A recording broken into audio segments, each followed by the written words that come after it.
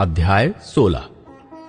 फिर यूसुफ की संतान का भाग चिट्ठी डालने से ठहराया गया।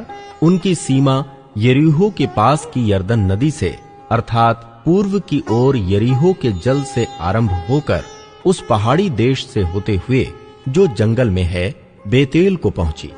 वहां से वो लूज तक पहुंची और एरेकियों की सीमा से होते हुए अतारोत पर जा निकली और पश्चिम की ओर एपलेतियों की सीमा से उतरकर फिर नीचे वाली बेथोरोन की सीमा से होकर गेजेर को पहुंची और समुद्र पर निकली।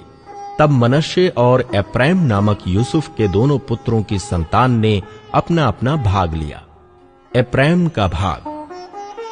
एप्रैमियों की सीमा उनके कुलों के अनुसार ये ठहरी, अर्थात उनके भाग की सीमा पूर्व से आरंभ होकर अत्रोतदार से होते हुए ऊपर वाले बेथोरोन तक पहुंची और उत्तरी सीमा पश्चिम की ओर के मिकमतात से आरंभ होकर पूर्व की ओर मुड़कर तानत शीलो को पहुंची और उसके पास से होते हुए यानोह तक पहुंची।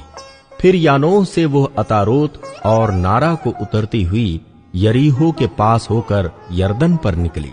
फिर वही सीमा तप्पूह से निकलकर और पश्चिम की ओर जाकर काना के नाले तक होकर समुद्र पर निकली।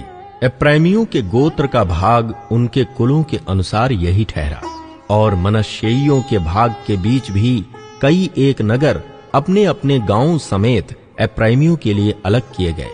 परंतु जो कनानी गेजेर में बसे थे उनको एप्रैमियों ने वहां से नहीं निकाला, इसलिए वे कनानी उनके बीच आज के दिन तक बसे हैं और बेगारी में दास के समान काम करते हैं।